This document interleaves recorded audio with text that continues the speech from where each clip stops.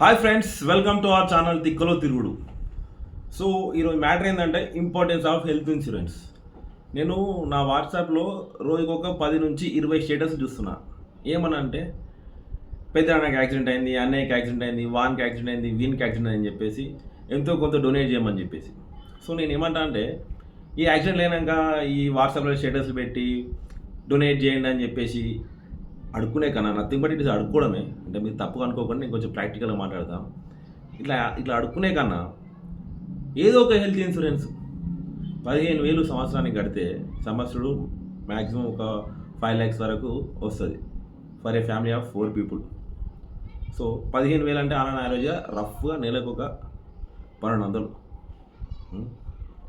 సంవత్సరానికి 15,000 కడితే ఒక 5 లక్షల సంవత్సరుడు ఇన్సూరెన్స్తో ఏదో ఒక పాలసీ వస్తుంది. అంటే ఇట్లా మాట్లాడితే వీడు ఇన్సూరెన్స్ పాలసీని అడ్డంగా పెట్టుకొని కమిషన్ బాగా సంపాదించాలని అనుకుంటాడు. నేను కమిషన్ సంపాదించడానికి కాదు మాట్లాడేది. పాలసీ బజార్ యాప్ అనే ఉంటుంది. ఆ పాలసీ బజార్ యాప్ ఓపెన్ చేసి మీరే ఓన్గా వితౌట్ ఎనీ ఏజెంట్ కన్సల్టెన్సీ మీరే పాలసీ తీసుకోవచ్చు. సో దానిలో చూసుకోండి, దానిలో మీ ఏజ్, జెండర్, మీ ఫ్యామిలీ మెంబర్స్ ఎంటర్ చేసేస్తే దాంట్లో ఆటోమేటిక్గా ఆ అమౌంట్ అనేది చూపిస్తుంది ఎంత పే చేయాలనేది. సో అది ఓపెన్ చేసి మీరే తీసుకోండి, అది బెస్ట్ కదా. ఏమో అయిన తర్వాత వాడిని అడుక్కొని వీడిని అడుక్కొని టైంకి ఎవ్వడు ఇవ్వడు. సరే ఇచ్చినా కానీ ఎంత ఇస్తారు? మ్యాక్సిమం 100, 100, 200, 500, 1000 చేసినా కానీ 1,00,000, 2 లక్షలు అవుతాయి. ఈరోజు ఒక్కసారి యాక్సిడెంట్ అయ్యి హాస్పిటల్ అడ్మిట్ అయితే మినిమం ఒక 5 లక్షల బిల్ అవుతుంది.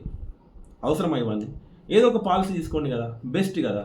ఇట్లా మాట్లాడితే ఇది ఇట్లా మాట్లాడితే ఎంత అంటాడు. నేను చాలామంది డొనేట్ చేసిన, బట్ ఎంత డొనేట్ చేసినా కానీ ఏమైనా అయినప్పుడు మన చేతిలో హెల్త్ కార్డ్, అదే హెల్త్ ఇన్సూరెన్స్ అనేది ఉంటే ఆ కాన్ఫిడెన్స్ అనేది వేరే ఉంటుంది. ప్రాక్టికల్గా అనుభవంతో చెప్తున్నా. సో వెంటనే హెల్త్ ఇన్సూరెన్స్ లేని వాళ్ళందరూ హెల్త్ ఇన్సూరెన్స్ తీసుకోండి. పాలసీ బజార్ యాప్లో తీసుకోవచ్చు. ఇంకా నా కమిషన్ ఏమీ లేదు, జస్ట్ ఒక అవేర్నెస్ కోసం ఈ వీడియో చేస్తున్నా. ఎందుకంటే చాలామంది స్టేటస్ చూసి ఒక రకమైన నాకేంటంటే అరే ఇంతమంది హెల్త్ ఇన్సూరెన్స్ లేకుండా ఉన్నారేంది అని ఒక రకమైన బాధలోంచి వచ్చిన వీడియో ఇది. మనం ఒక బండో కారో కొంటే వెహికల్ ఇన్సూరెన్స్ మ్యాండేటరీ. నువ్వు రోడ్డు పైకి వెహికల్ తీసుకొని వస్తే వెహికల్ ఇన్సూరెన్స్ మ్యాండేటరీ. అంటే ఒక బండికో కారుకో whatever it may be, ఒక ఆటోమొబైల్కి నువ్వు అంత ఇంపార్టెన్స్ ఇచ్చినప్పుడు నీ లైఫ్కి నువ్వేమి ఇంపార్టెన్స్ ఇస్తున్నావు? కనీసం ఒక హెల్త్ ఇన్సూరెన్స్ కూడా లేకుండా ఉంటున్నావు అంటే తప్పు నీది.